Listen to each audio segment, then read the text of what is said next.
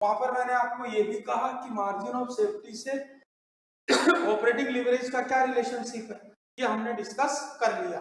अब अगर अपन इसकी बात करें और अगर अपन इसके वर्किंग्स दें, तो अगर हम इसके वर्किंग्स दें तो बिल्कुल इजी है भाई। इसकी जो वर्किंग नोट अगर अपन दें तो बिल्कुल इजी है। इधर देखिए आपके वर्किंग्स, ठीक है। बताइए आपका जो मार्जिन ऑफ सेफ्टी है ये आपका मार्जिन ऑफ सेफ्टी। अगर अपन पी की बात करें तो बताइए कंपनी पी का कितना है 0.20 और क्यू का कितना होगा भाई इसका 1.5 टाइम्स, तो 0.20 इंटू 1.5।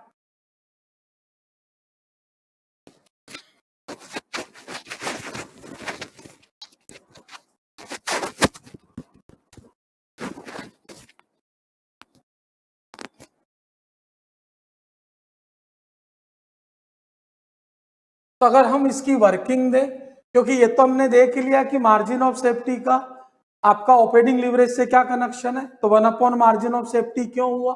आपका जो मार्जिन ऑफ सेफ्टी है वो पी का कितना है 0.20 और क्यू का कितना हो जाएगा 0.20 इंटू 1.5, ये आपका 0.25, ये हमने कैलकुलेट भी कर लिया था। फिर अगर अपन बात कहें सेकंड, या आपका फर्स्ट हो गया।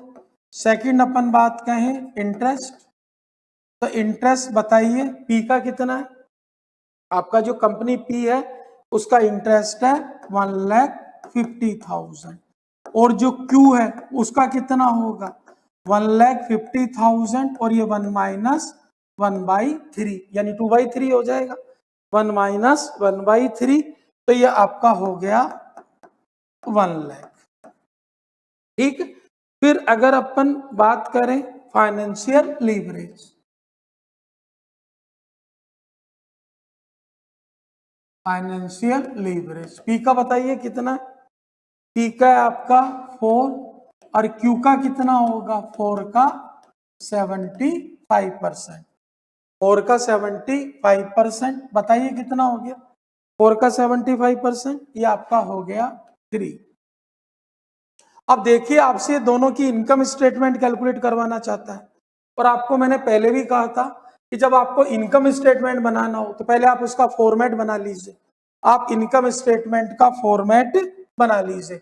मैं एक कंपनी का आपको बनाकर बता देता हूं, सिमिलर बेसिस पे दूसरी कंपनी की भी आपकी हो जाएगी।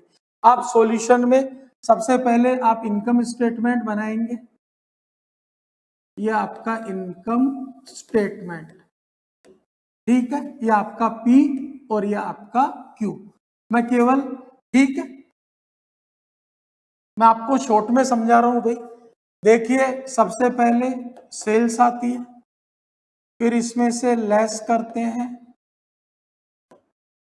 वेरिएबल कॉस्ट, तो सेल्स में से वेरिएबल कॉस्ट लेस करने के बाद क्या आता है कंट्रीब्यूशन, उसमें से हम लेस करते हैं फिक्स कॉस्ट, कंट्रीब्यूशन में से फिक्स कॉस्ट को माइनस करने के बाद क्या आता है EBIT, हम उसमें से लेस करते हैं इंटरेस्ट, जो हमारे को पता है इंटरेस्ट P में 1,50,000 और Q में 1 लाख, तो आपका ये क्या आ गया EBT आ जाएगा। और हम कहेंगे लेस टैक्स, रेट कितनी है भाई टैक्स की 45%, एट द रेट ऑफ 45%, तो ये आपका आ जाएगा EAT। अब अगर हम वर्किंग नोट दें, मैं केवल फर्म पी के वर्किंग नोट दे रहा हूं, मैं फर्म केवल पी के वर्किंग नोट दे रहा हूं भाई, क्यू का सिमिलर बेसिस पे हो जाएगा। हम सबसे पहले मैं केवल फर्म पी के वर्किंग नोट दे रहा हूं यहां पर, ये लीजिए, हम कहें कैलकुलेशन ऑफ EBIT, तो आपका EBIT निकलेगा FL होता है EBIT अपॉन EBIT माइनस आई। अरे फाइनेंशियल लीवरेज का यही तो होता है ना, क्योंकि सबसे पहले आप ये देखो क्वेश्चन में दिया हुआ क्या है, तो क्वेश्चन में इंटरेस्ट दिया हुआ है, तो जब क्वेश्चन में इंटरेस्ट दिया हुआ है तो आप ये देखो कि ये कहाँ यूज हो सकता है, ये यूज कहाँ पर होगा, ये फाइनेंशियल लीवरेज में यूज होगा। जब फाइनेंशियल लीवरेज में यूज होगा तो आपका जो फाइनेंशियल लीवरेज है वो आपका पी का कितना है भाई, ये भी हमने कैलकुलेट कर लिया था। फाइनेंशियल लीवरेज पी का 4 है, तो अगर पी का फाइनेंशियल लीवरेज 4 है तो अपन कहेंगे 4 is equal to EBIT upon EBIT minus interest 1,50,000 solve किया, 4 EBIT minus 6 lakh is equal to EBIT, 3 EBIT is equal to 6 lakh. तो बताइए EBIT कितनी हो गई, ये आपका हो गया EBIT is equal to 6 lakh upon 3 2 lakh. आपका EBIT कितना हो गया भाई, 2 लाख। देखिए पहले फॉर्मेट बनाने का ये फायदा होता है, ये लीजिए 2 लाख यहां पर लिख दी, क्वेश्चन आधा सोल्व हो गया, EBT हो गया 50,000, इसमें से 45% टैक्स माइनस करो भाई, तो ये आपका हो गया 22,500 और आपका EAT कितना हो गया 27,500। ऐसे ही सिमिलर नेचर पे हम EBIT किसकी निकाल सकते हैं, फर्म क्यू की, और यहां तक आपका सोल्व हो जाएगा। ठीक है, फिर पी का हम सेकंड कहें कंट्रीब्यूशन, तो कंट्रीब्यूशन निकालने के लिए पहले अपन OL निकालें, तो OL आपका हो जाएगा 1 upon margin of safety, 1 upon margin of safety. तो बताइए आपका मार्जिन ऑफ सेफ्टी कितना है अभी, इसका मार्जिन ऑफ सेफ्टी कितना है कंपनी पी का, कैलकुलेट करिए भाई, 0.20 था, तो 1 अपॉन 0.20 इज इक्वल टू 5। तो अब अगर कंट्रीब्यूशन कहें तो आपको पता है OL is equal to contribution upon EBIT, तो जब OL 5 है कंट्रीब्यूशन हमें पता नहीं, तो और EBIT कितनी है 2 लाख, तो कंट्रीब्यूशन आपका आ गया 10 लाख, कंट्रीब्यूशन कितना आ गया आपका 10 लाख। तो ये लीजिए ये आपका कंट्रीब्यूशन 10 लाख। तो जब कंट्रीब्यूशन 10 लाख है तो फिक्स कॉस्ट कितनी हो गई 8 लाख, और आखिरी आप इसमें सेल्स निकाल लीजिए। आपको क्वेश्चन में पीवी रेशियो दिया हुआ है, आपको क्वेश्चन में क्या दिया हुआ है पीवी रेशियो, तो जब क्वेश्चन में पीवी रेशियो दिया हुआ है तो पीवी रेशियो बताइए कितना परसेंट दिया हुआ है 25%। ठीक है, तो आपको अच्छी तरह से पता है कि जो पीवी रेशियो होता है वो होता है कंट्रीब्यूशन अपॉन सेल्स इनटू 100, तो ये पीवी रेशियो 25% है, कंट्रीब्यूशन आपका 10 लाख है और सेल्स हमको पता नहीं, तो आपकी sales is equal to 10 lakh upon 25%, तो ये आपकी 40 लाख। तो ये लीजिए ये आपकी सेल्स हो गई, कितनी हो गई 40 लाख। तो नेचुरल वेरिएबल कॉस्ट ये आपकी हो गई 30 लाख। ये आपका इनकम स्टेटमेंट कंप्लीट हो गया, और सिमिलर बेसिस पे, इस सिमिलर बेसिस पे आप बी का भी, या जो दूसरी कंपनी है क्यू, जो कंपनी क्यू है आप उसका भी बना सकते हैं। बताइए कोई प्रॉब्लम है क्या आपको, आप कंपनी क्यू का भी सिमिलर वर्किंग नोट देना होगा, EBIT कैलकुलेट करना होगा, OL कैलकुलेट करना होगा, OL से कंट्रीब्यूशन कैलकुलेट करना होगा, और पीवी रेशियो से आपको सेल्स कैलकुलेट करनी पड़ेगी। आई थिंक इसमें कोई प्रॉब्लम नहीं होनी चाहिए। अब अपन डिस्कस करते हैं क्वेश्चन नंबर 5। अब हम डिस्कस करते हैं क्वेश्चन नंबर 5। ये एक अच्छा क्वेश्चन है भाई, ये एक अच्छा क्वेश्चन है। धीरे धीरे जो ICAI है क्वेश्चन का लेवल इंक्रीज कर रही है। इसमें इक्विवेलेंट एनुअल कॉस्ट का कंसेप्ट है। ये पहले CA फाइनल में थे इस तरह के क्वेश्चंस, जब आपके capital budgeting chapter CA final में था। अब CA फाइनल से ये कहाँ शिफ्ट हो गया, ये CA इंटर में। बहुत इजी है, इसमें आपको डरने की जरूरत नहीं है, बहुत इजी है। आपको केवल इक्विवेलेंट एनुअल कॉस्ट कैलकुलेट करनी है, बाकी तो इसमें कॉम्बिनेशंस बन जाएंगे। आप ध्यान से पढ़िए, अच्छा क्वेश्चन है ये। सिमिलर क्वेश्चन नंबर 12 है आपका, जो आईसीआई मॉड्यूल है उसका क्वेश्चन नंबर आपका सिमिलर, आपका क्वेश्चन नंबर 12 है आपका, जो लेटेस्ट आईसीआई मॉड्यूल है सिमिलर नेचर का। मैं ये नहीं कर रहा सिमिलर का मतलब फिगर टू फिगर नहीं बोल रहा, बट सेम तरीके का सिमिलर टाइप का क्वेश्चन नंबर आपका 12 है। इसी तरीके का क्वेश्चन आईसीआई के मॉड्यूल में भी दे रखा है। देखिए ये कह रहा है ABC and company is considering whether to replace existing machine और to spend money on revamping. ये कह रहा है कि पहली दो बातें बोल रहा है कि या तो मशीन को रिप्लेस कर दें या उसकी मेंटेनेंस पे अपन एक्सपेंसेस खर्च करते रहें। ABC and company currently pays no taxes, कोई टैक्स नहीं है। The replacement machine cost 18 lakh now and require maintenance 2 lakh at the end of every year for 8 years. अगर अपन नई मशीन को आज रिप्लेस करते हैं, अगर नई मशीन को हम आज रिप्लेस करते हैं तो नेचुरल है उसकी कॉस्ट कितनी है 18 लाख, और every year 1 to 8 year 2 lakh आपको क्या करने पड़ेंगे, मेंटेनेंस पे खर्च करने पड़ेंगे। तो नेचुरल है इसका तो अपन प्रेजेंट वैल्यू निकाल लेंगे, एवरी ईयर है तो 1 to 8 ईयर का जो क्यूमुलेटिव प्रेजेंट वैल्यू फैक्टर होगा उससे मल्टीप्लाई करके अपन मेंटेनेंस की प्रेजेंट वैल्यू निकाल लेंगे और इसमें ऐड कर देंगे। It would have a salvage value of 4 lakh and would be sold. इसकी सैल्वेज वैल्यू 4 लाख होगी, ये आपका इनफ्लो बनेगा, टर्मिनल कैश इनफ्लो है। इसकी प्रेजेंट वैल्यू कैलकुलेट करके हम माइनस कर देंगे, तो बेसिकली इससे आपकी प्रेजेंट वैल्यू आ जाएगी। लेकिन अब इसमें आगे पढ़ते हैं, ये क्या कह रहा है, and would be sold the existing machine require increasing amount of maintenance. जो एग्जिस्टिंग मशीन है उसकी एवरी ईयर जो आपकी मेंटेनेंस है प्रेजेंट में कुछ भी नहीं है। फर्स्ट ईयर में 2 लाख लगेगी, सेकेंड ईयर में 4 लाख, क्योंकि वो पुरानी मशीन है। Day by day maintenance expenses increase होते जाएंगे और सैल्वेज वैल्यू उसकी रिड्यूस होती चली जाएगी। आज अगर अभी बेच देंगे 8 लाख में बिक जाएगी, आफ्टर 1 ईयर इसकी सैल्वेज वैल्यू केवल 5 लाख होगी, आफ्टर 2 ईयर इसकी जो सैल्वेज वैल्यू होगी वो 3 लाख होगी, एंड आफ्टर 3 ईयर इसकी कितनी होगी 2 लाख, और 4 ईयर के एंड में इसकी कोई सैल्वेज वैल्यू नहीं होगी। The opportunity cost of capital for ABC companies 15% required when should the company replace the machine. ये आपको पीवी फैक्टर दिए हुए हैं, इन सब का हम ऐड कर लेंगे तो क्यूमुलेटिव बन जाएगा।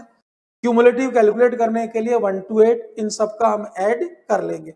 देखिए ये बहुत अच्छा क्वेश्चन है। इसमें बेसिकली हमको डिसाइड ये देखना है कि मशीन को आज रिप्लेस करें, आफ्टर 1 ईयर करें, आफ्टर 2 ईयर करें, आफ्टर 3 ईयर करें, आफ्टर 4 ईयर करें, ये देखना है। तो सीधी सी बात है, इसमें हमारे को जब ये डिसाइड करना है कि अभी रिप्लेस करें, after 1 year, after 2 year, after 3 year, तो सबसे पहले इसकी जो रिप्लेसमेंट की कॉस्ट है ना, इसको इक्वलेंट एनुअल में कन्वर्ट करेंगे। क्यों करेंगे, क्योंकि यार ये तो जीरो डेट पे लग रही है, लेकिन अब जीरो डेट पे लग रही है, लेकिन हमको डिसीजन आज थोड़ी लेना है, हमको डिसाइड ये करना है after 1 year, after 2 year, after 3 year, after 4 year, ये क्वेश्चन की रिक्वायरमेंट है। तो सबसे पहले अपन प्रेजेंट वैल्यू इस रिप्लेसमेंट के आउटफ्लो का देख लेंगे और इसको इक्वलेंट एनुअल में कन्वर्ट कर लेंगे कि आज करें तो कितना, एवरी ईयर वो सेम होगा। अरे जैसे ईएनपी भी निकालते हैं नहीं निकालते हैं, वैसे ही इसकी इक्वलेंट एनुअल कॉस्ट हम कैलकुलेट कर लेंगे। इसमें मेन जो है इस क्वेश्चन में, वो मेन इसमें यही है, इसके अलावा और कोई नई बात नहीं है। बट आपको ये क्वेश्चन ढंग से जरूर करके जाना चाहिए, ये बहुत अच्छा क्वेश्चन है, ठीक है।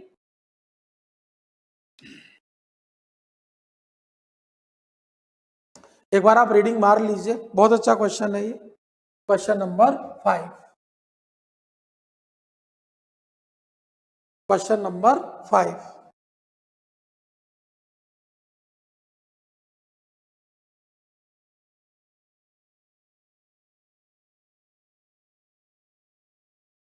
ये आपका क्वेश्चन नंबर 5। देखिए सबसे पहले अपन इसकी इक्वलेंट एनुअल कॉस्ट कैलकुलेट करेंगे। इक्वलेंट एनुअल कॉस्ट, मैं शॉर्ट में लिख रहा हूं भाई, मैं शॉर्ट में लिख रहा हूं, इक्वलेंट एनुअल कॉस्ट कैलकुलेट करते हैं। तो देखिए अगर हम कहें जीरो डेट पे आज, cost of new machine, cost of new machine 18 lakh है,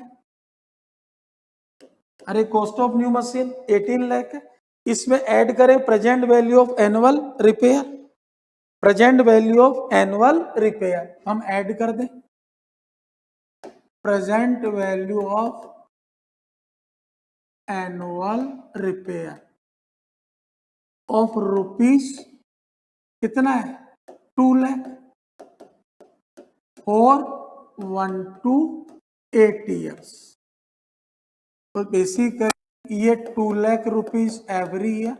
आपको क्वेश्चन में फैक्टर दिए हुए हैं, आपको कैलकुलेटर पे कैलकुलेट नहीं करने, मेन चीज ये देखना है क्योंकि इसमें 4 डिजिट तक दिए हुए हैं, तो एग्जाम में जितने डिजिट तक आपको दिए हुए हो आपको एज इट इज यूज में लेना है भाई। तो आप इसका टोटल कर लीजिए, इसका टोटल आ रहा है 4.4873, 4.4873 मल्टीप्लाई करिए 2 lakh upon 2 lakh into 2 lakh into 4.48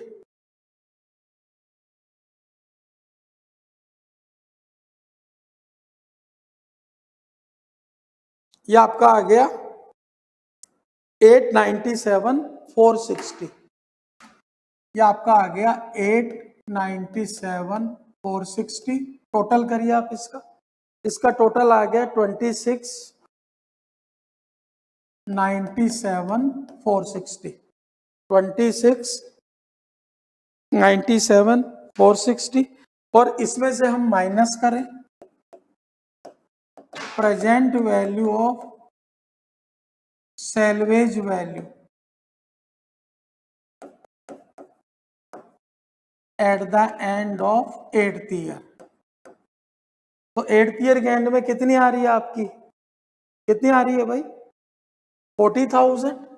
तो ये लीजिए 40,000 और इसको मल्टीप्लाई कर दो 8th ईयर के फैक्टर से। तो 8th ईयर का फैक्टर कितना है भाई 0.3269, ये 0.3269 बताइए कितना हो गया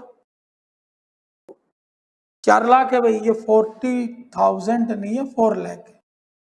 एक बार इसको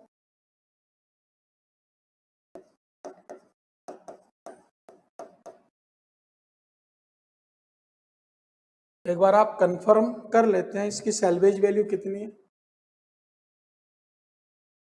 4 लाख, सैलवेज वैल्यू 4 लाख, बताइए कितना हो गया 130,760, ये 130,760। तो बताइए आपकी टोटल कॉस्ट कितनी हो गई 25,66,700, 25,66,700। अब आपको इक्विवेलेंट एनुअल कॉस्ट में कन्वर्ट करना है तो इक्विवेलेंट एनुअल कॉस्ट कैसे आएगी, ये तो प्रेजेंट वैल्यू हो गई, इसको आप 8 ईयर के क्यूमुलेटिव पीवी फैक्टर से डिवाइड कर दो। ऐसा हम क्यों कर रहे हैं उसका रीजन है, ये प्रेजेंट वैल्यू तो 0 डेट पे है टोटल है, लेकिन हमको ये देखना है कि रिप्लेस अब करें, आज के 1 साल बाद करें, आज के 2 साल बाद करें। इस आउटफ्लो को इक्विवेलेंट 1 ईयर में कन्वर्ट कर लेते हैं, इसको स्प्रेड ओवर कर देते हैं। तो जब अपन ने इसको इक्विवेलेंट 1 ईयर में कन्वर्ट कर लिया तो 57992, ये 57992 आ गया।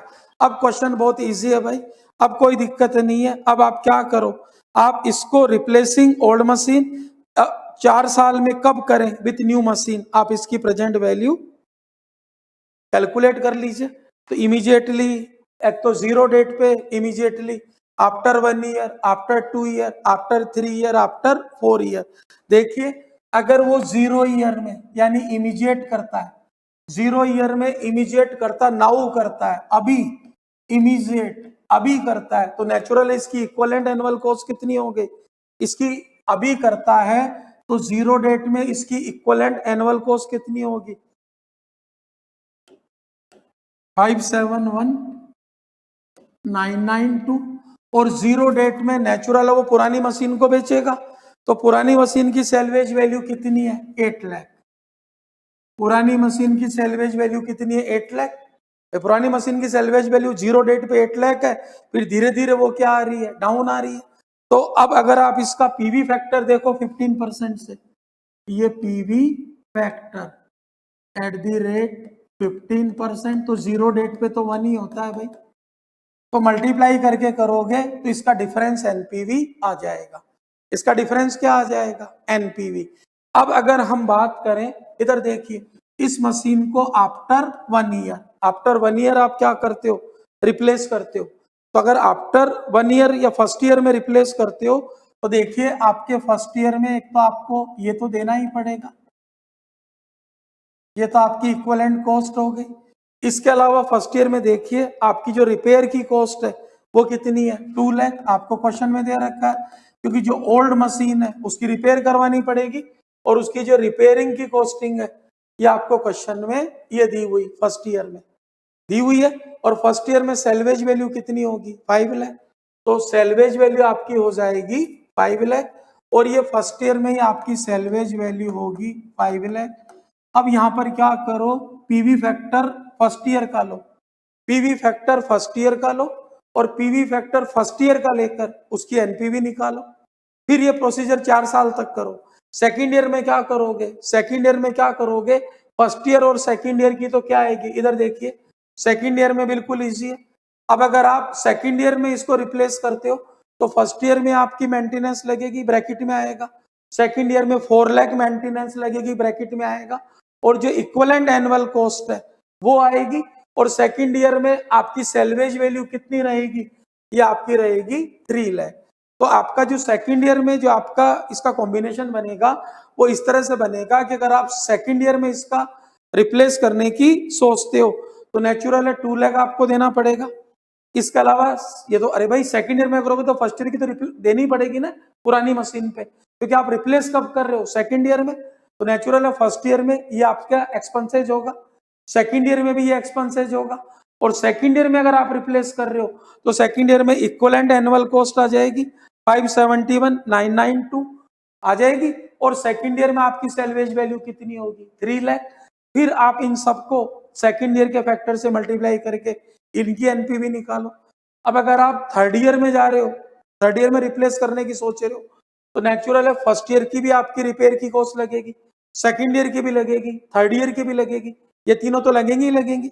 इसके अलावा इक्विवेलेंट एनुअल कॉस्ट लगेगी, वो लिख देंगे। और थर्ड ईयर के एंड में ये सेल्वेज वैल्यू ये पॉजिटिव होगी 2 लाख। इसी तरह से फोर्थ ईयर में अगर अपन करें तो 2 लाख भी लगेगा, 4 लाख भी लगेगा, 6 लाख भी लगेगा, 8 लाख भी लगेगा, इक्विवेलेंट कॉस्ट भी लगेगी। इक्विवेलेंट क्या लगेगी? कॉस्ट भी लगेगी। बात समझ में गई? यहाँ पे कोई प्रॉब्लम है? आपकी इक्विवेलेंट कॉस्ट भी लगेगी और आपकी सेल्वेज वैल्यू क्या होगी? नील। आप एनपीवी कैलकुलेट करके देख लीजिए, जहां पर एनपीवी सबसे ज्यादा होगी हम उसको सेलेक्ट कर लेंगे। और जब हम एनपीवी कैलकुलेट करेंगे तो हम देखेंगे कि जो अगर हम अभी रिप्लेस करते हैं, अगर हम अभी रिप्लेस करते हैं तो आपकी एनपीवी ज्यादा आ रही है, तो इसका हमारा आंसर ये होगा कि इसको इमीडिएटली रिप्लेस करना चाहिए। ये एक अच्छा क्वेश्चन है। सिमिलर क्वेश्चन आपके बीएस जो आपका आईसीआई मॉड्यूल है उसका क्वेश्चन नंबर 12 भी है भाई, सिमिलर क्वेश्चन है। आईसीआई में क्वेश्चन नंबर 12 भी है, ठीक है। इसमें किसी को कोई प्रॉब्लम नहीं होनी चाहिए। इसमें सीधी सी बात है, ये क्वेश्चन आपसे इस तरीके से पूछ रहा है कि हमें इक्विवेलेंट एनुअल कॉस्ट कैलकुलेट करनी पड़ी। सबसे पहले अपन ने जो रिप्लेस करने का आउटफ्लो है वो निकाल लिया, 18 लाख उसकी जीरो डेट पे कॉस्ट है। 1 to 8 ईयर तक 2 लाख एवरी ईयर रिपेयर लगेगी, वो हमने वहीं पर कंसिडर कर लिया, उसकी प्रेजेंट वैल्यू निकाल ली। 8th ईयर के एंड में 4 लाख उसकी सेल्वेज वैल्यू होगी, वो भी हमने डिडक्ट कर दिया प्रेजेंट वैल्यू निकाल के। तो वो जो प्रेजेंट वैल्यू ऑफ आउटफ्लो था नई मशीन का टोटल उसकी लाइफ का 1 to 8 ईयर, वो हमने जीरो डेट पे लेकर आ गए। लेकिन हमको डिसीजन जीरो डेट पे नहीं लेना, हमको डिसीजन वो पूछ रहा है अभी करें, इमीडिएट करें, आफ्टर 1 ईयर करें, आफ्टर 2 ईयर करें, आफ्टर 3 ईयर करें, आफ्टर 4 ईयर करें। इसलिए हमने उसको इक्विवेलेंट एनुअल कॉस्ट में कन्वर्ट कर लिया, जो हमारी आई थी 571,992। और फिर हमने उसके कॉम्बिनेशन बनाए। हमने सबसे पहले कहा उसको इमीडिएट रिप्लेस करते हैं, तो अगर इमीडिएट रिप्लेस करते हैं तो जीरो डेट पे तो मेंटेनेंस कुछ लग ही नहीं रही प्रेजेंट में, इमीडिएट जीरो डेट पे। लेकिन वहां पर आपका क्या होगा?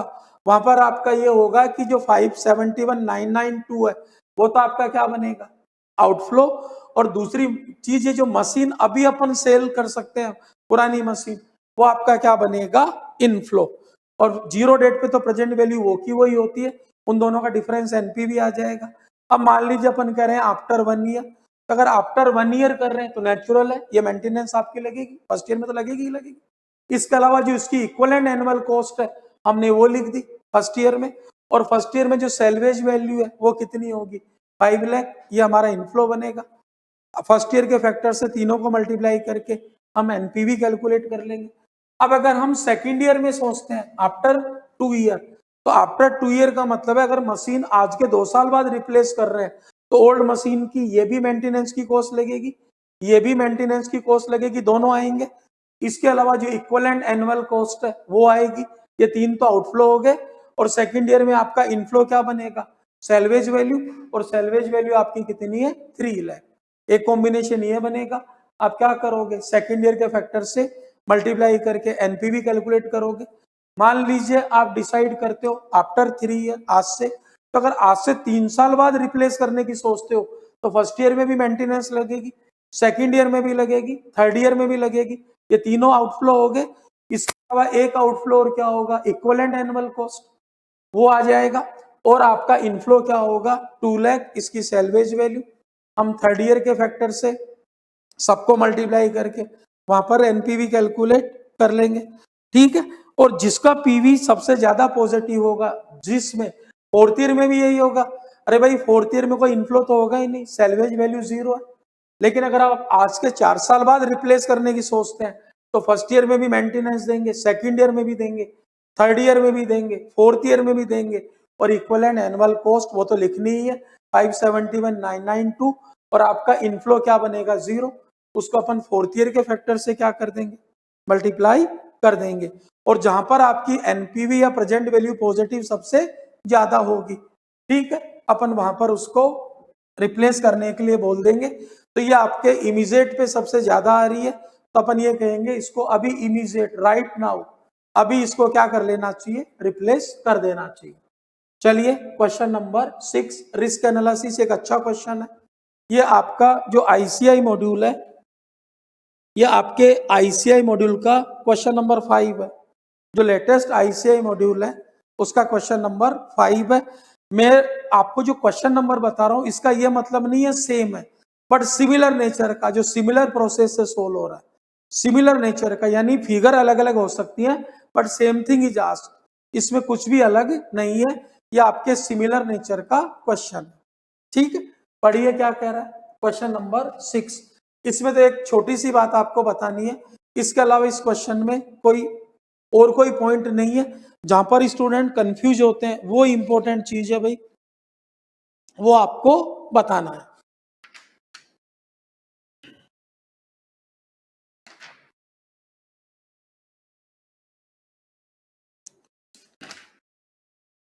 एक मिनट मैं कंफर्म कर रहा हूं कि ये उसी का क्वेश्चन नंबर, हाँ बिल्कुल क्वेश्चन नंबर 5 ही है भाई आपका आईसीआई मॉड्यूल का।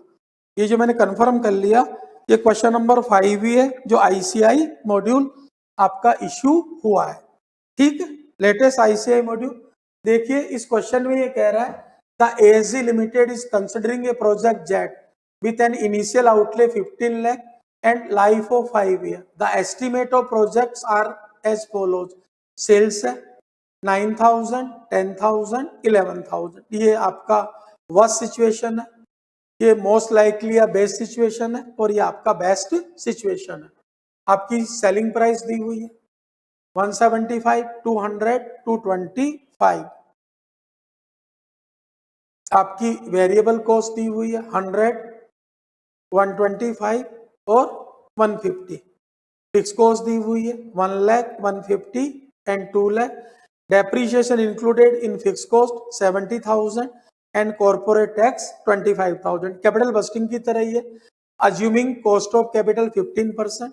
एनपीवी कैलकुलेट करवा रहा है वर्स्ट केस में, बेस में और वर्स्ट में। इसमें सबसे जो इंपॉर्टेंट आपको कंफ्यूजन होता है ना, आपको लग रहा है यार ये कॉस्ट लिखी हुई तो किसके नीचे है, वेरिएबल कॉस्ट और फिक्स कॉस्ट, और ये लिख किसी दूसरे की जगह रहा है सॉल्यूशन में, ऐसा नहीं है भाई। एक बार बताओ, आप ही बताओ जरा वर्स्ट केस क्या होगा, बुरा केस कौन सा होगा, जहां पर सेलिंग प्राइस और सेल्स वॉल्यूम लो होगा और आपकी कॉस्ट हायर होगी। तो बेसिकली जो आपका वर्स्ट सिचुएशन है, जो आपकी वर्स्ट सिचुएशन है उसमें अपन वेरिएबल कॉस्ट भी हाईएस्ट लेंगे और फिक्स कॉस्ट भी हाईएस्ट लेंगे। इसमें ये की पॉइंट है, ये समझने वाला पॉइंट है। आप इस चीज को ध्यान रखिए भाई, ये इंपॉर्टेंट चीज है, आप इसको नोट कर लीजिए। वरना प्रॉब्लम क्या होती है, वेरिएबल कॉस्ट देखिए, इधर 100 है, इधर 125 है, इधर 150 है। आपके दिमाग में ये कंफ्यूजन आता है कि वर्स्ट केस में ये 100 आना चाहिए। वर्स्ट केस में 100 नहीं आएगा भाई, 150 आएगा। और जो फिक्स कॉस्ट है वो 2 लाख आएगी। क्योंकि बुरी सिचुएशन क्या होती है, अरे बुरी सिचुएशन वो होती है जहाँ रेवेन्यू कम होता है, कॉस्ट ज्यादा होती है। तो जब अपन वर्स्ट केस को सोल्व करेंगे, तो वर्स्ट केस को सोल्व करते समय हम ध्यान रखेंगे सेलिंग प्राइस और सेल्स वॉल्यूम लोएस्ट लेंगे, और जो आपकी कॉस्ट है वो चाहे वेरिएबल कॉस्ट है और चाहे फिक्स कॉस्ट है, उसको अपन हाईएस्ट लेंगे। तो आपको जो कंफ्यूजन हो रहा होगा इसके सॉल्यूशन में, या सिमिलर क्वेश्चन आपके, मैंने अभी जस्ट अभी देखिए कंफर्म किया, आपका जो आईसीआई का लेटेस्ट मॉड्यूल है उसका क्वेश्चन नंबर 5 है, चैप्टर नंबर 8। अगर वहां पर पीछे आप देखोगे क्वेश्चन नंबर 5 सिमिलर नेचर का क्वेश्चन है, और वहां पर भी यही कंसेप्ट उन्होंने दिया हुआ, और ये कंसेप्ट सही भी है। तो जब आप इसका कैश फ्लो निकालोगे तो देखिए, यहां पर देखिए सेल्स की यूनिट सबसे कम है, सेलिंग प्राइस भी सबसे कम है, लेकिन जो वेरिएबल कॉस्ट हम लेंगे, हम वेरिएबल कॉस्ट 150 लेंगे और आपकी फिक्स कॉस्ट 2 लाख लेंगे वर्स्ट केस में। जो बेस्ट केस होता है, बेस्ट का मतलब होता है आपकी अच्छी कंडीशन, बेस्ट केस में हम सेलिंग प्राइस और सेल्स वॉल्यूम हाईएस्ट लेंगे, वेरिएबल कॉस्ट और फिक्स कॉस्ट लोएस्ट लेंगे। बेस्ट केस में अपन वेरिएबल कॉस्ट 100 लेंगे और फिक्स कॉस्ट अपन 1 लाख लेंगे। बाकी क्वेश्चन में और कोई नई बात नहीं है। बस आप जब सॉल्यूशन करो तो इस चीज का ध्यान रखना, ये आपका की पॉइंट है, ये आपका मेन की पॉइंट है, कि जहां पर स्टूडेंट कंफ्यूज हो जाता है कि ठीक है सेल्स यूनिट 9000 ले ली वर्स्ट केस में, सेलिंग प्राइस भी 175 ले ली, लेकिन वो कंट्रीब्यूशन निकालते समय वेरिएबल कॉस्ट इसको माइनस कर रहा है। तो वेरिएबल कॉस्ट इसलिए माइनस करेगा 150 क्योंकि ये सबसे ज्यादा कॉस्ट है, और जो सबसे ज्यादा कॉस्ट होती है वो बुरी कंडीशन में ही होती है। तो वेरिएबल कॉस्ट ये माइनस करेंगे और फिक्स कॉस्ट ये माइनस करेंगे वर्स्ट कंडीशन में। और जो आपकी बेस्ट कंडीशन होगी, बेस्ट कंडीशन में वेरिएबल कॉस्ट लोएस्ट 100 माइनस करेंगे और फिक्स कॉस्ट आपकी लोएस्ट 1 लाख माइनस करेंगे। बाकी जो आपका बेस है उसमें कोई प्रॉब्लम नहीं है, ये आपस में इंटरचेंज हो जाएंगी भाई। ये आप ये कंसेप्ट ध्यान रखना, ये नोट भी देकर आना कि जो बेस्ट केस होगा वहां पर sales volume, selling price highest होगी और आपकी जो कॉस्ट है वो लोएस्ट होगी। जो वर्स्ट केस होगा, जो बुरा केस होगा, वह सेलिंग प्राइस और सेल्स इन यूनिट्स लोएस्ट होगी, और आपकी जो कॉस्ट है, चाहे वेरिएबल कॉस्ट है और चाहे फिक्स कॉस्ट है, वो आपकी हाईएस्ट होगी। ठीक है, सेल्स में से वेरिएबल कॉस्ट माइनस करोगे, कंट्रीब्यूशन आ जाएगा, कंट्रीब्यूशन पर यूनिट को नंबर ऑफ यूनिट से मल्टीप्लाई करोगे, टोटल कंट्रीब्यूशन आ जाएगा, फिक्स कॉस्ट को माइनस करोगे ईबीटी आ जाएगा, टैक्स को माइनस करोगे ईएटी आ जाएगा तीनों केस में, और वापस डेप्रिसिएशन को ऐड कर दोगे तो कैश इनफ्लो आ जाएगा। फिर आप उसकी प्रेजेंट वैल्यू निकाल लेना, कॉस्ट आपको क्वेश्चन में दिया हुआ है, आपकी एनपीवी कैलकुलेट हो जाएगी।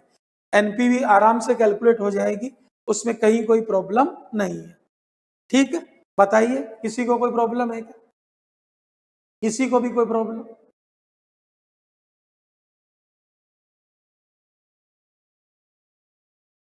चलिए नेक्स्ट क्वेश्चन चलते हैं। क्वेश्चन नंबर 7, ये भी आईसीआई मॉड्यूल का इलस्ट्रेशन है भाई, ये मॉड्यूल वगैरह सब में मेरे सामने ही है। आपका जो क्वेश्चन नंबर 7 है, ये जो लेटेस्ट आईसीआई मॉड्यूल है इसका इलस्ट्रेशन 3rd है भाई। जो लेटेस्ट आईसीआई मॉड्यूल है उसका इलस्ट्रेशन 3rd है, illustration number 3rd, same kind illustration दे रखा है। ठीक है, तो इसमें ऐसी कोई नई बात नहीं है, फिर भी अपन डिस्कस कर लेते हैं। ये आपका करा हुआ है और क्लास में भी मैंने ढंग से डिस्कस करा हुआ है। देख लीजिए आपका क्वेश्चन नंबर 7, क्वेश्चन नंबर 7 देखिए आप लोग। क्वेश्चन नंबर 7 कह रहा है the following figures have been collected from the annual report of ABC limited for the current financial year. देखिए नेट प्रॉफिट क्वेश्चन में दिया हुआ है, आउटस्टैंडिंग 12% प्रेफरेंस शेयर दिए हुए हैं 250 लाख, तो 250 लाख का 12% प्रेफरेंस डिविडेंड बन जाएगा।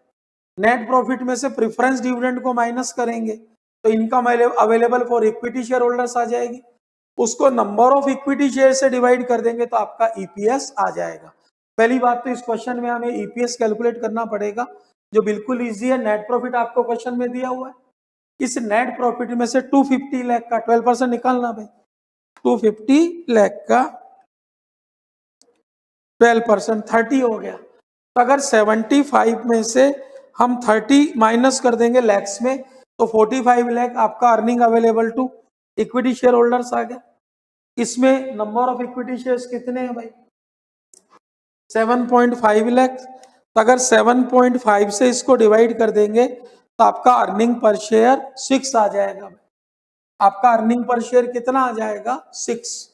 आपसे कह रहा है compute the approx dividend pay out ratio so as to keep share price at ₹42 sorry, compute the approximate dividend pay out ratio so as to keep the share price at ₹42 by using Walters model. इधर देखिए, Walters model का formula आपको याद है। तो एक बार बताओ, जब शेयर की प्राइस आपको दे दी तो डिविडेंड निकल जाएगा, और डिविडेंड पे आउट रेशियो होता क्या है? DPS upon EPS, dividend per share upon earning per share. ये रेशियो में आपने डिस्कस करा हुआ है, ठीक है। तो ये बहुत इजी है भाई, अगर हम इसको सोल्व करें। दूसरा कहता है determine optimum dividend pay out ratio and price of the share at such पे आउट। देखिए आपका आर कितना है? 20%, और के कितना है? 16%। आपको अच्छी तरह से पता है व्हेन आर ग्रेटर देन के, तो optimum dividend pay out ratio आपका 0% होता है। क्यों? क्योंकि अगर अपन डिविडेंड डिस्ट्रीब्यूट कर देंगे तो शेयर होल्डर्स किस रेट से अर्न करेंगे? 16% से। और अगर कंपनी इसको रिटेन करके री इन्वेस्ट करेगी तो कंपनी किस रेट से अर्न करेगी? 20%। तो ज्यादा बेनिफिट किस में है? रिटेन करने में। आपको अच्छी तरह से पता है कि व्हेन आर ग्रेटर देन के, फर्म ग्रोइंग फर्म है। अगर फर्म ग्रोइंग फर्म है, उसके पास इन्वेस्टमेंट की अपॉर्चुनिटी है। तो जब एक फर्म के पास अच्छी इन्वेस्टमेंट की अपॉर्चुनिटीज होती है और अगर कंपनी इनकम अर्न करती है, तो share holder lower dividend pay भी सेटिस्फाइड हो जाते हैं, क्योंकि वो जो अर्निंग होगी वो भी तो शेयर होल्डर की होती है। तो अगर कंपनी रिटेन करके अर्न करेगी तो 20% है। आपकी जो रिटेन अर्निंग की रिटर्न ऑन इन्वेस्टमेंट की रेट है वो 20% है, और आपकी कॉस्ट ऑफ कैपिटल है 16%। देखिए, अगर क्वेश्चन नंबर 7 का अगर अपन फर्स्ट पार्ट क्विक देखें, क्वेश्चन नंबर 7,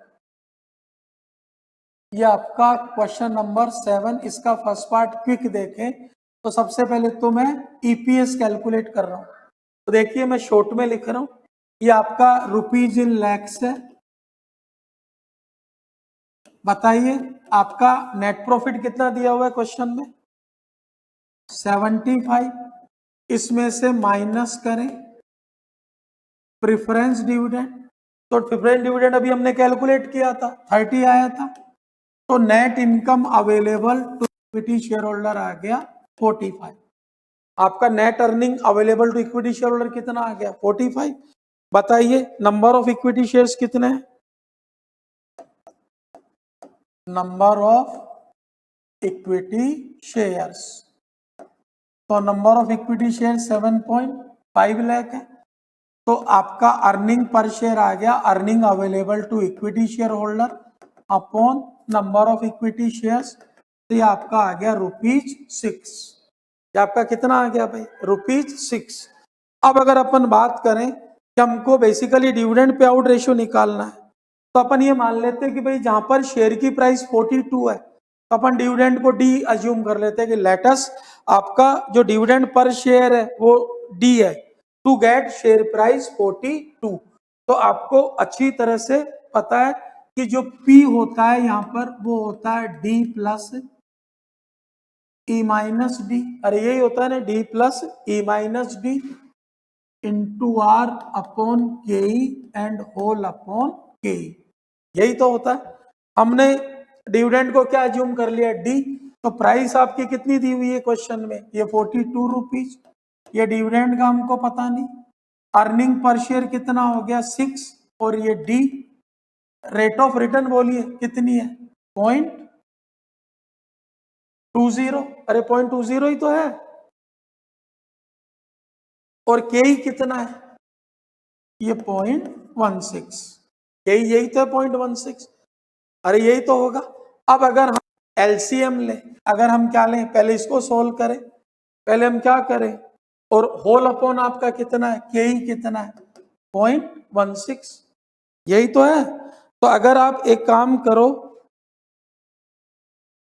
42 को 0.16 से मल्टीप्लाई करो, सोल्व करो इसको, 42 को, ये तो आपका कितना हो गया 6.72, इधर 0.16 अपन ने क्या ले लिया एलसीएम, तो ये आपका एलसीएम लिया तो 0.16d प्लस इधर इसको सोल्व करो तो 1.2, सोल्व करो भाई इसको आप पूरा, 1.2 माइनस 0.20d अपॉन 0.16 अपॉन 0.16, तो 6.2 को फिर 0.16 से मल्टीप्लाई करो, इसको सोल्व करो भाई, आप इसको सोल्व करिए।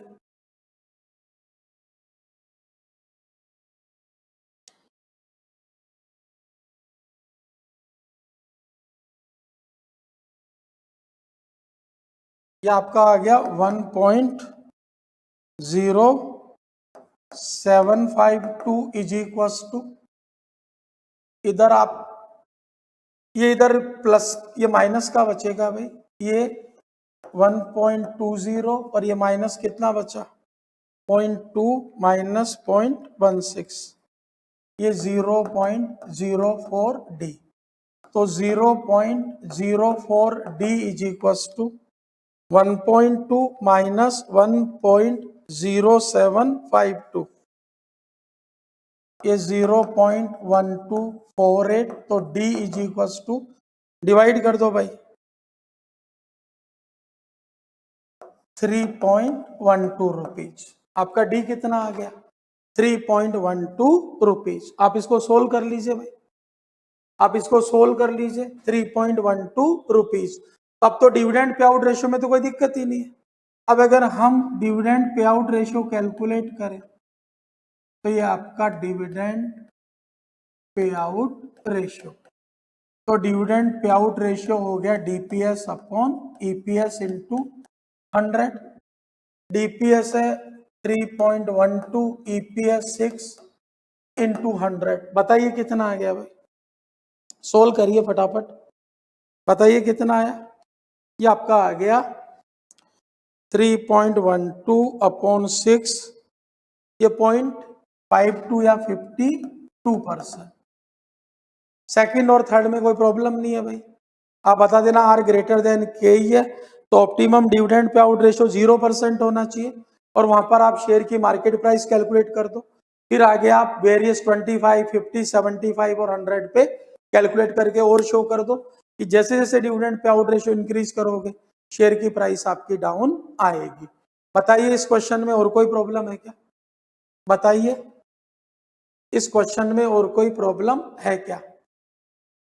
ठीक है, थर्ड में यही प्रूव करना है कि आप क्या करो, पहले तो 0 पे कर ही लोगे, फिर क्या करोगे 0, फिर 25%, फिर 50% dividend pay out ratio, 75% dividend pay out ratio, 100% dividend pay out ratio लेकर आगे आप सोल्व करना, मार्केट प्राइस कैलकुलेट करना, आगे के क्वेश्चन में कोई प्रॉब्लम नहीं है। चलिए क्वेश्चन नंबर 8, ऐसा क्वेश्चन भी आपका जो आईसीआई मॉड्यूल है उसका इलस्ट्रेशन है, ऐसा क्वेश्चन भी जो आपका आईसीआई मॉड्यूल है उसका इलस्ट्रेशन है, कैश मैनेजमेंट का ये मेरे पास मॉड्यूल है, मैं देख लेता हूं इलस्ट्रेशन नंबर, इलस्ट्रेशन नंबर 8 है भाई, सिमिलर नेचर का है, फिगर सेम नहीं है बट आपके सिमिलर नेचर का है। देखिए क्या कह रहा है, मैनेजमेंट ऑफ कैश, ये कर रहे हैं तो आप उस क्वेश्चंस को भी कर जाना, क्योंकि जो सिमिलर नेचर का मेरे बोलने का तरीका ये है कि ये तो मैं आपसे डिस्कस कर ही रहा हूं, तो ये तो मैं आपसे डिस्कस कर ही रहा हूं, तो एक बार आप क्या करना उनको भी सोल्व करके चले जाना फटाफट फटाफट, क्योंकि तरीका तो यही है, सेम ही प्रोसीजर रहेगा। पढ़िए एक बार, ये कह रहा है you are given below profit and loss account for 2 years for a company, आपका ओपनिंग स्टॉक है, रॉ मेटेरियल दिया हुआ है, स्टोर्स है, मैन्युफैक्चरिंग एक्सपेंसेज है, अदर एक्सपेंसेज है, डेप्रीशिएशन है, नेट प्रॉफिट है, इधर आपका सेल्स है, क्लोजिंग स्टॉक है, मिसलेनियस इनकम है। तो इस क्वेश्चन को देखने से ऐसे लग रहा है कि जैसे स्टॉक केवल रॉ मटेरियल का है, क्योंकि परचेज केवल रॉ मटेरियल का है। ठीक है, आगे देखते हैं क्वेश्चन क्या कहता है। दिखने क्वेश्चन को देखने से ऐसा अपीयर हो रहा है कि जो स्टॉक है वो केवल रॉ मटेरियल का है, कोई फिनिश गुड्स का स्टॉक नहीं है।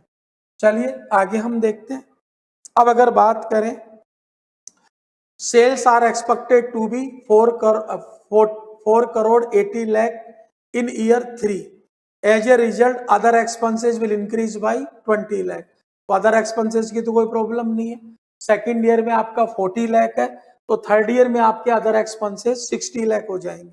नोट कर लीजिए, ये खुद कह रहा है as a result other expenses will increase by 20 lakh. आपके जो अदर एक्सपेंसेस है वो 20 लाख से इंक्रीज हो जाएंगे। तो जब अदर एक्सपेंसेस 20 लाख से इंक्रीज हो जाएंगे तो सेकेंड ईयर में आपका 40 लाख है। वैसे भी अदर एक्सपेंसेस दोनों ईयर में कांस्टेंट है, लेकिन अभी ये कह रहा है कि थर्ड ईयर में 20 लाख से इंक्रीज हो जाएंगे। बाई बोल रहा है, तो बाई का मतलब है 20 लाख से इंक्रीज हो जाएंगे, तो अदर एक्सपेंसेस आपके 60 लाख हो जाएंगे beside other charges. Only raw material are in stock, ये बोल रहा है। Assume sales and purchase are in cash terms and closing stock is expected to go up by same amount as between year 1 and 2। Important है, ये कह रहा है closing stock third year में उतने से ही अप चला जाएगा जितना आप between first and second year का डिफरेंस है। तो अगर अपन फर्स्ट और सेकेंड ईयर का डिफरेंस देखें तो 20 लाख है। आपके फर्स्ट ईयर में क्लोजिंग स्टॉक 40 लाख है, सेकेंड ईयर में क्लोजिंग स्टॉक 60 लाख है। तो फर्स्ट ईयर और सेकेंड ईयर में जो गैप है वो 20 लाख का है, तो मानकर चलो थर्ड ईयर में 80 लाख हो जाएगा। थर्ड ईयर में कितना हो जाएगा? 80 लाख। ठीक है, आगे देखते हैं क्या कह रहा है। You may assume that no dividend is being paid. Company can use 75% of cash generated to service loan. Compute how much cash from operation will be available in year third for the purpose. Ignore taxation. Basically हमारे को third year का projected cash from operation निकालना है, और cash from operation का जो 75% है वो आपका लोन के लिए अवेलेबल रहेगा। कैश फ्रॉम ऑपरेशन आपने कैश फ्लो स्टेटमेंट में भी देखा था।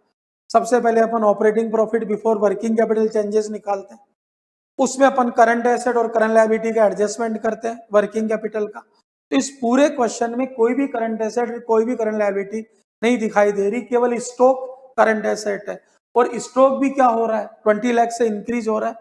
कैश फ्लो स्टेटमेंट में आपको अच्छी तरह से आप पढ़कर आए हो कि अगर करंट एसेट इंक्रीज होती है तो हमारा कैश क्या होता है? डिक्रीज होता है। और अगर करंट एसेट डिक्रीज होती है तो हमारा कैश इंक्रीज होता है। तो अगर हमारा स्टॉक इंक्रीज हो रहा है तो हम operating profit before working capital changes में से उसको माइनस करेंगे, क्योंकि हमारा कैश क्या हो जाएगा? कम हो जाएगा। इसके लिए सबसे पहले हमारे को थर्ड ईयर का P&L अकाउंट बनाना पड़ेगा, जिसका सेकेंड ईयर अपन बेस ले लेंगे। सेकेंड ईयर अपन क्या ले लेंगे? बेस ले लेंगे।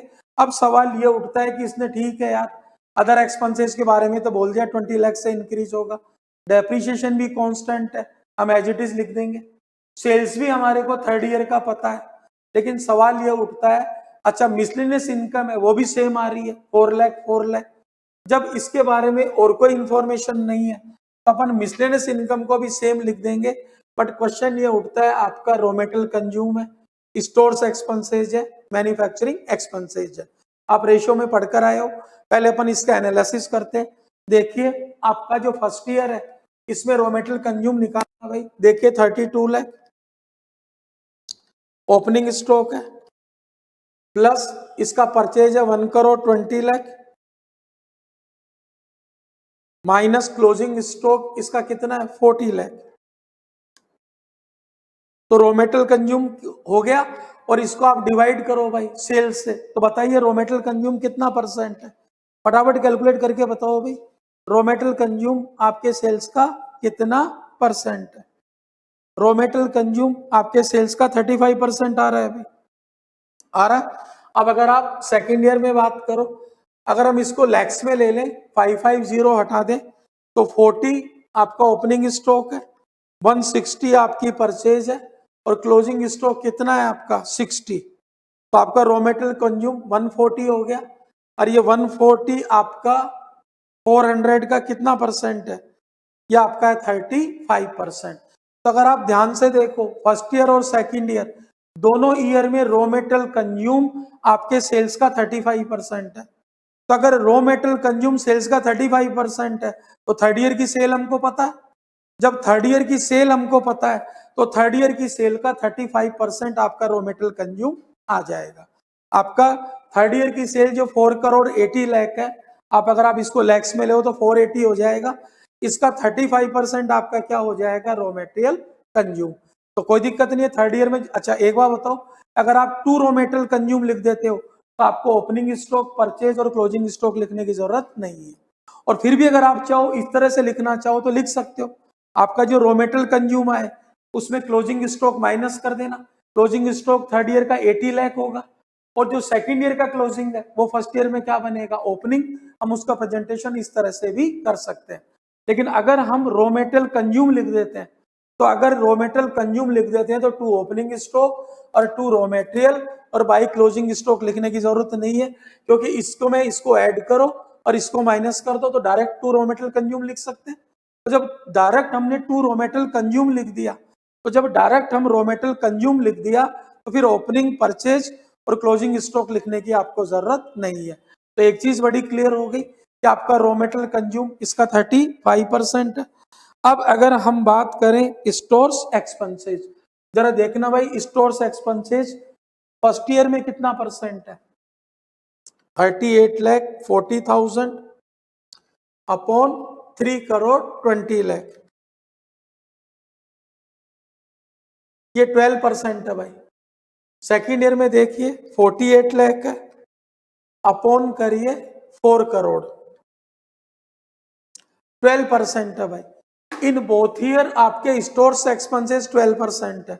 जब दोनों सालों में स्टोर्स एक्सपेंसेस सेल्स का 12% है तो थर्ड ईयर में भी अपन सेल्स का क्या कर देंगे, 12% लिख देंगे। थर्ड ईयर में भी अपन क्या करेंगे, सेल्स का 12% लिख देंगे। ठीक है, जो 480 की आपकी सेल है, 4 करोड़ 80 लाख की जो सेल है उसका 12% लिख देंगे। ठीक है, अब अगर मैन्युफैक्चरिंग एक्सपेंसेस की बात करें तो 51,20,000 अपॉन 3 करोड़ 20 लाख का कितना परसेंट है, 16% आ रहा है। थर्ड ईयर में देखिए 48 लाख, अब सेकेंड ईयर में 48 लाख अपॉन 16% आ रहा है। ठीक है, कितना है भाई, 64 लाख है। 64 लाख अपॉन 4 करोड़, ये भी 16% आ रहा है। तो बताइए कहां प्रॉब्लम आई। थर्ड ईयर का हम आराम से बना सकते हैं। रॉ मेटेरियल कंज्यूम क्या करेंगे, आपका 4 करोड़ 80 लाख का 35% ले लेंगे। आपका जब रॉ मेटेरियल कंज्यूम हो गया तो यहां तक का तो काम हो गया। स्टोर्स एक्सपेंसेज है वो 4 करोड़ 80 लाख का 12% ले लेंगे। जो आपके मैन्युफैक्चरिंग एक्सपेंसेज है वो 4 करोड़ 80 लाख का 16% ले लेंगे। अदर एक्सपेंसेस हमको पता है ही 20 लाख से इंक्रीज हो जाएंगे तो 40 लाख की जगह 60 लाख ले लेंगे। डेप्रीशिएशन आपका सेम है। क्रेडिट साइड में सेल्स आपकी आ जाएगी 4 करोड़ 80 लाख और मिसलेनियस इनकम आपकी सेम आ जाएगी। आपकी जो मिसलेनियस इनकम है वो आपकी सेम आ जाएगी। तो ज्यादा टाइम वेस्ट नहीं करके अब आप इसका क्या करोगे, थर्ड ईयर का क्या निकाल लोगे आप, नेट प्रॉफिट। अब आपको कैश फ्रॉम ऑपरेशन निकालना है। अब आपको क्या निकालना है, cash from operation.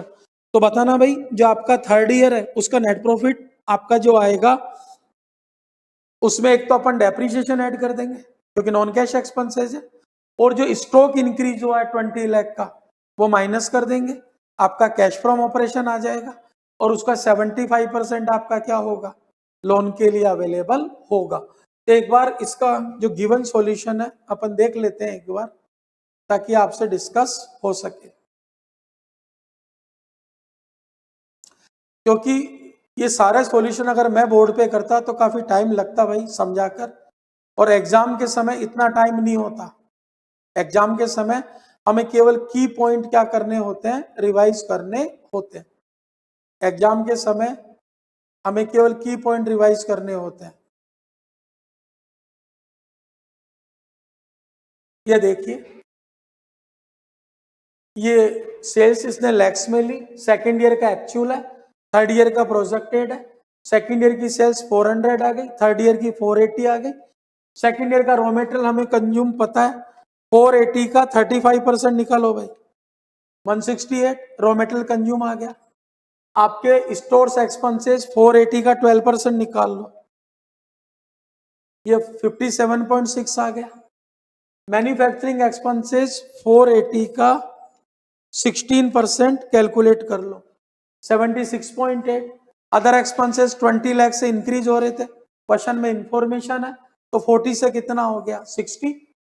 Depreciation same रहेगा, इधर मिसलेनियस इनकम आपकी सेम रहेगी, कोई चेंज नहीं आ रहा। ये आपका नेट प्रॉफिट आ गया। जब ये नेट प्रॉफिट आ गया, अब हमको कैश फ्लो निकालना है। इसमें डेप्रिसिएशन नॉन कैश एक्सपेंसेस है, हमने ऐड कर दिया, और दूसरा आपका जो इंक्रीज इन स्टॉक है वो माइनस कर दिया। ये आपका कैश फ्रॉम ऑपरेशन आ गया, और इसका 75% किसके लिए अवेलेबल रहेगा, ये आपका लोन के लिए अवेलेबल रहेगा। बताइए इस क्वेश्चन में कोई प्रॉब्लम है क्या किसी को? आखिरी क्वेश्चन जो इसका बचा हुआ है प्रैक्टिकल, वो हम डिस्कस और कर लेते हैं। देख लीजिए आखिरी क्वेश्चन भी अच्छा क्वेश्चन है, वो भी देखिए, वो भी मेरे पास लिखा हुआ है। आपके जो मॉड्यूल है उसका जो क्वेश्चन नंबर है, आपका जो आईसीआई मॉड्यूल है, जो मैनेजमेंट ऑफ वर्किंग कैपिटल के जो अनसोल्ड क्वेश्चन है, उसके क्वेश्चन नंबर 4 की तरह है, सिमिलर नेचर का है, उसके क्वेश्चन नंबर 4 की तरह है।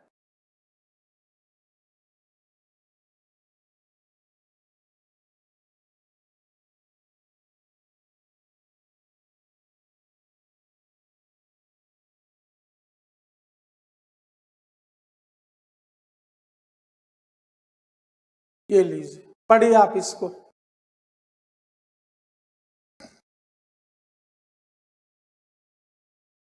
ये कह रहा है पीक्यूआर लिमिटेड एक कंपनी न्यूली कमेंसिंग बिजनेस। देखिए नई कंपनी है, नई कंपनी में ओपनिंग बैलेंसेज नहीं होते। मैंने आपको पढ़ाया था कि अगर नई फर्म होती है तो नई फर्म में ओपनिंग बैलेंसेज नहीं होते, तो इसलिए उसकी कैलकुलेशन थोड़ी सी डिफर होती है वर्किंग कैपिटल की।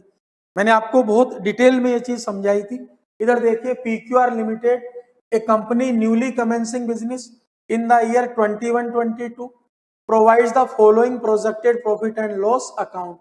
आपको क्वेश्चन में सेल्स दे दिया, कॉस्ट ऑफ गुड सोल्ड दे दिया, ग्रॉस प्रॉफिट आ गया, एडमिनिस्ट्रेशन एक्सपेंसेस दे दिया, सेलिंग एक्सपेंस दे दिया, profit before tax, provision for taxation दे दिया, प्रॉफिट आफ्टर टैक्स आ गया, और इसने कॉस्ट ऑफ गुड सोल्ड को समझा भी दिया कि मटेरियल है और वेजेज और मैन्युफैक्चरिंग एक्सपेंसेस है।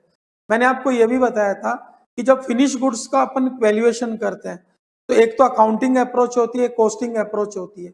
ये मैंने आपको एक तरह से समझाने के लिए एक्सप्लेन किया था कि बेसिकली अकाउंट्स में कभी भी एडमिनिस्ट्रेशन एक्सपेंसेस ट्रेडिंग अकाउंट में नहीं आता। तो अगर अकाउंटिंग की तरह से अगर अपन कॉस्ट ऑफ प्रोडक्शन कैलकुलेट करें तो उसमें मैन्युफैक्चरिंग एक्सपेंसेस तक ही आते हैं, administration expenses are never included. और अगर अपन कॉस्टिंग की तरह कॉस्ट शीट जो आपने बनाना सीखी है, अगर कॉस्टिंग अप्रोच से अगर अपन कॉस्ट ऑफ प्रोडक्शन निकाले, क्योंकि उसी के ऊपर आपका फिनिश गुड्स का वैल्यूएशन होता है, तो वहां पर अपन एडमिनिस्ट्रेशन एक्सपेंसेस को भी ऐड कर लेते हैं, ये मानते हुए कि वो जनरल नहीं है, वो फैक्ट्री से रिलेटेड है। क्योंकि यदि एडमिनिस्ट्रेशन एक्सपेंसेस भी जनरल है तो वो कॉस्ट ऑफ प्रोडक्शन का पार्ट नहीं बनते। यहाँ पर क्लियर कट पता है हमारे को कि एडमिनिस्ट्रेशन एक्सपेंसेस आपकी कॉस्ट ऑफ प्रोडक्शन का पार्ट नहीं है, क्योंकि ग्रॉस प्रॉफिट के बाद ये माइनस हो रहा है। ठीक है, 10% स्टॉक है, लेकिन इस स्टॉक में डेप्रिसिएशन भी इंक्लूड हो गया। इससे तो चलिए आगे टेबल बनाकर कैलकुलेट किया, हम क्लोजिंग स्टॉक को फिनिश गुड्स डायरेक्ट ही कैलकुलेट कर सकते हैं। इन दोनों को ऐड कर लो, डेप्रिसिएशन को इंक्लूड नहीं करो क्योंकि हम कैश कॉस्ट बेसिस पे कैलकुलेट करते हैं। इन दोनों का 10% क्लोजिंग स्टॉक हो जाएगा। या आपका जो क्लोजिंग स्टॉक है इसमें से डेप्रिसिएशन का 10% माइनस कर दो। देखिए अगर अपन क्लोजिंग स्टॉक को फिनिश गुड्स कैलकुलेट करें तो 2,01,600 और प्लस 1,50,000, इसका 10%, ये 35,160 आएगा। और अगर ऐसे नहीं करो तो क्लोजिंग स्टॉक ये है, अरे भाई इसमें डेप्रिसिएशन का पार्ट भी तो इंक्लूड हो गया, तो इसका 10% 5,640 माइनस कर दो, तो 40,800 माइनस 5,640, सेम आंसर आ रहा है। लेकिन चलिए हम तो टेबल बनाकर करेंगे, जैसे ये सोल्व कर रहा है अभी देखते हैं। चलिए, ये कह रहा था figures given above relates only to the finish goods and not to WIP। ये फिगर में केवल फिनिश गुड से रिलेटेड है, इसमें WIP इंक्लूडेड नहीं है भाई। Goods equals to 15% of the year's production in terms of physical units will be in process. ये जो फिनिश गुड्स है इसके 15% के इक्वल जो यूनिट्स है वो WIP में रहेंगी। On the process average requiring full material, metal 100% लगेगा, but only 40% of other expenses. जो अदर एक्सपेंसेस हैं वो 40% ही लगेंगे। तो WIP आराम से कैलकुलेट हो जाएगी। जो मेटल दिया हुआ है उसका 40% निकाल लेंगे क्योंकि 100% है, और जो आपकी अदर एक्सपेंसेज है उसका 40%, और दोनों मिलकर क्या बन जाएंगे? WIP का stock. The company believes in keeping material equals to 2 months consumption. Raw material consume निकालेंगे और उसका 2/12 क्या निकल जाएगा? Closing stock. All expenses will be paid 1 month in advance. सारे एक्सपेंसेस क्या बन जाएंगे आपके? जो भी आपके मैन्युफैक्चरिंग एक्सपेंसेज हैं, एडमिनिस्ट्रेशन एक्सपेंसेज हैं, सेलिंग एक्सपेंसेज हैं, ये सारे प्रीपेड बन जाएंगे। इनकी जो भी अमाउंट आएगी, ये कह रहा है all expenses will be paid 1 month in advance, ये प्रीपेड बनेंगे। Suppliers of material will extend 1.5 month credit. जो क्रेडिटर्स फॉर रॉ मेटेरियल है उनको 1.5 month की क्रेडिट देंगे। सेल्स विल बी 20% कैश में होगी एंड रेस्ट 2 months क्रेडिट, कोई दिक्कत नहीं है। 70% of income tax will be paid in advance, prepaid बनेगा भाई। क्वार्टरली इंस्टॉलमेंट, जो भी इनकम टैक्स है उसका 70% कैलकुलेट कर लेंगे और उसका एक क्वार्टर 1/4 कर देंगे, वो प्रीपेड बन जाएगा। और जो बाकी 30% है वो करंट लायबिलिटी में आ जाएगा। Company wishes to keep 9,200 in cash and 10% must be added the estimate figure for unforeseen contingency. देखिए इस क्वेश्चन को, ये एक नई फर्म है और एक जो नई फर्म होती है, नई फर्म में ओपनिंग बैलेंसेज नहीं होते, तो मैं आप इसको नोट देकर बता देता हूं, टेबल तो आपकी बन जाएगी। इधर देखिए, अगर आपकी एक नई फर्म होती है उसमें ओपनिंग बैलेंस नहीं होते, न्यू फर्म, तो न्यू फर्म जो होगी ना उसका ओपनिंग बैलेंस नहीं होते, तो न्यू फर्म में जो total raw material first time consume होगा वो आपका फिनिश गुड्स में भी होगा और WIP में भी होगा। अरे भाई, जो रॉ मेटेरियल कंज्यूम होगा वो फिनिश गुड्स में भी होगा और WIP में भी होगा। मैं आपको देखिए, अगर अपन कैलकुलेट करें वर्किंग नोट में रॉ मेटेरियल कंज्यूम, तो रॉ मेटेरियल कंज्यूम अगर अपन बात करें इन फिनिश गुड्स, तो फिनिश गुड्स का जो कंजम्पशन है वो क्वेश्चन में दिया हुआ है। फिनिश गुड्स का जो रॉ मेटेरियल है वो है 2,01,600, ये 2,01,600, लेकिन इसमें हमको प्लस करना पड़ेगा इन WIP। अरे फर्स्ट टाइम ही तो काम हो रहा है, तो WIP में रॉ मेटेरियल कितना कंज्यूम होगा भाई? 2,01,600 का कितना परसेंट? 15%। और लेवल ऑफ कंप्लीशन कितना है? 100%। कैलकुलेट करके बताइए भाई कितना आ रहा है, फटाफट कैलकुलेट करके बताइए।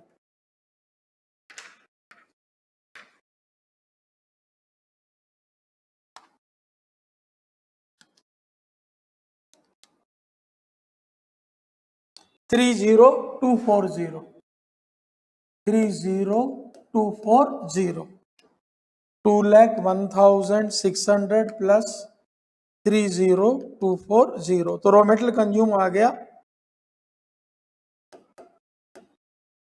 231,840। आपको इसमें कंफ्यूज होने की जरूरत नहीं है, नई फर्म है, फर्स्ट टाइम ऑपरेट कर रही है, तो फिनिश गुड्स में तो इतना रॉ मेटेरियल लग गया। WIP में वो लेवल ऑफ कंप्लीशन 100% बोल रहा है रॉ मेटेरियल का, फुल रॉ मेटेरियल, लेकिन WIP है कितनी? जो फिनिश गुड्स है उसका 15%, तो जब फिनिश गुड्स में रॉ मेटेरियल इतना लग रहा है तो इसका 15% WIP में लगेगा क्योंकि WIP अलग से है और उसका लेवल ऑफ कंप्लीशन कितना है? 100%। अब इस अमाउंट के ऊपर आपका WIP का क्लोजिंग, आपका सॉरी रॉ मेटेरियल का स्टॉक निकल जाएगा। तो अगर मैं आपको कहूं रॉ मेटेरियल स्टॉक कैलकुलेट करिए, तो रॉ मेटेरियल कंज्यूम हो गया 231,840, और बताइए रॉ मेटेरियल का स्टॉक कितने दिनों का रख रहा है? वो 2 month के बराबर रख रहा है, तो इनटू 2 months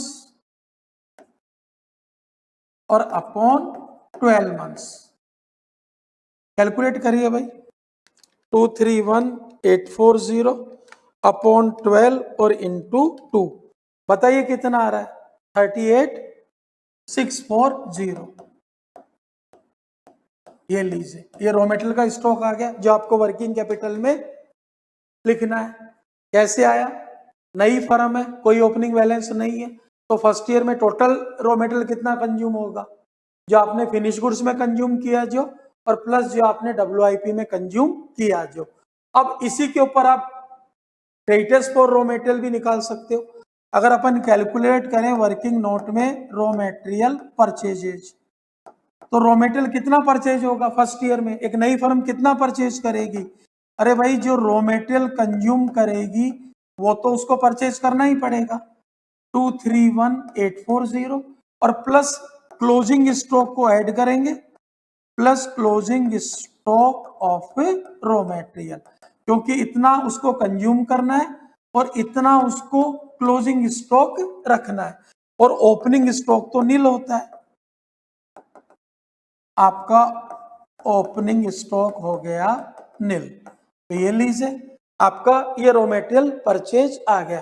तो रॉ मेटेरियल परचेज आ गया 231840 प्लस 38640, यह आ गया 27480।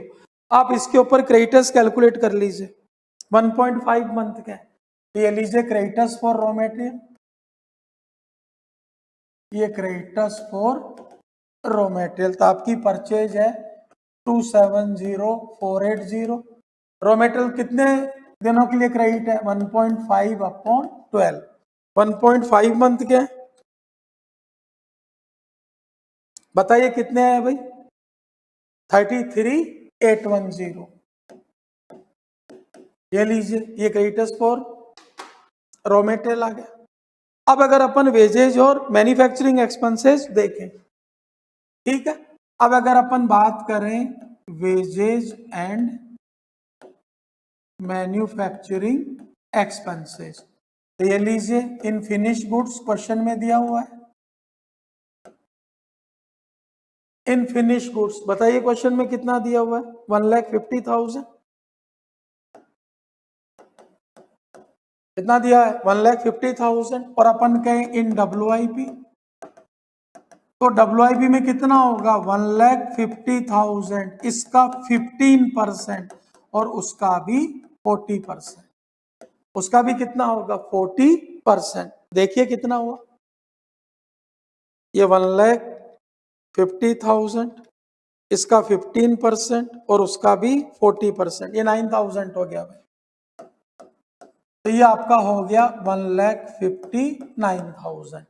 तो जब आप इसका पेमेंट करो तो इस अमाउंट पे करना, इसका 1/12, जो आपका WIP है, जो आपका WIP है, WIP इन दोनों का टोटल हो जाएगा। अरे WIP में रॉ मेटेरियल ये लग रहा है और वेजेज और मैन्युफैक्चरिंग एक्सपेंसेस ये लग रहा है, तो अगर हम WIP स्टॉक की बात करें, ये आपके WIP स्टॉक, तो रॉ मेटेरियल तो अपन कैलकुलेट कर ही चुके WIP का, ये रहा 30240, और ये आपकी wages and manufacturing expenses, WIP का कितना है 9,000, तो टोटल WIP हो जाएगी 39240।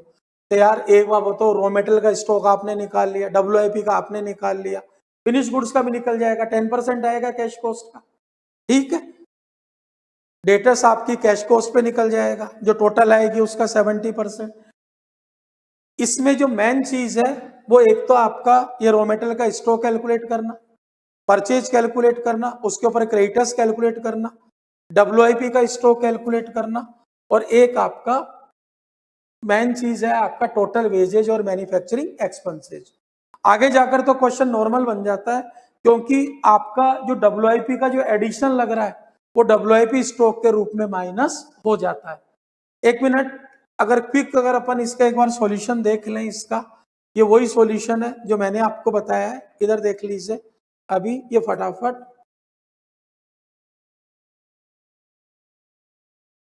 क्योंकि इतना टाइम अपन वेस्ट नहीं करना चाहते। इधर देखिए, इसने फिनिश गुड्स की कॉस्ट ऑफ सेल्स टेबल में निकाला है, रॉ मेटेरियल कंज्यूम जो मैंने निकाला वैसे ही निकाला है, इसने डायरेक्ट निकाल दिया, हमने वर्किंग नोट में निकाला। वेजेज और मैन्युफैक्चरिंग एक्सपेंसेस सेम है भाई, डेप्रीशिएशन लेना नहीं है, कैश कॉस्ट में निकालते हैं। ये ग्रॉस कॉस्ट ऑफ प्रोडक्शन आ गया, क्लोजिंग डब्ल्यूआईपी को माइनस कर दो, ये कॉस्ट ऑफ प्रोडक्शन आ गया, ये कॉस्ट ऑफ प्रोडक्शन आ गया। और ये कॉस्ट ऑफ प्रोडक्शन कुछ भी नहीं है, आप थोड़ा ध्यान से देखो, ये वही आ गया। आप मेन क्वेश्चन पढ़ो, उस मेन क्वेश्चन में जो रॉ मटेरियल और आपको वेजेज और मैन्युफैक्चरिंग एक्सपेंसेस दे रखे उनका टोटल करो। देखिए 2,01,600 और प्लस 1,50,000, 351,600। ऐसा क्यों हुआ? ऐसा इसलिए हुआ, इसमें एडिशनल रॉ मटेरियल ऐड हुआ है, इसमें एडिशनल वेजेज और मैन्युफैक्चरिंग एक्सपेंसेस ऐड हुए हैं। ये जो कुछ एडिशनल ऐड हुआ वो वापस क्लोजिंग डब्ल्यूआईपी के रूप में माइनस हो गया, तो डेप्रिसिएशन हमको लेना नहीं है। क्लोजिंग स्टॉक इसका कितना हो जाएगा? 10%। क्लोजिंग स्टॉक इसका 10% हो जाएगा। Administration expenses, selling expenses add कर दिया, टोटल कॉस्ट ऑफ सेल्स आ गई। आपका 20% सेल्स कैश में होती है, तो ये जो टोटल कॉस्ट ऑफ सेल्स आई इसका 80% कर देना, जो टोटल कॉस्ट ऑफ सेल्स आई इसका 80% कर देना, और इसके ऊपर आप डेटर्स कैलकुलेट कर लेना, इसके ऊपर आप डेटर्स कैलकुलेट कर लेना। बाकी क्वेश्चन में ऐसी कोई नई बात नहीं है, ये सेम क्वेश्चन है, ये वैसा ही क्वेश्चन है जैसा आपका क्वेश्चन नंबर 4 आईसीआई मॉड्यूल का है। मैंने बहुत क्विक कम टाइम में इसको एक्सप्लेन करने की कोशिश करी। आप लोग बेस्ट ऑफ लक आप सभी को एग्जामिनेशन के लिए। फिर भी अगर किसी को कोई प्रॉब्लम हो तो आप वीएसआई के जो आपके पास टेलीफोन नंबर है वहां पर मेरे टेलीफोन नंबर भी दिए हुए हैं, आप वहां पर मेरे से संपर्क कर सकते हैं। ठीक है, थैंक यू वेरी मच।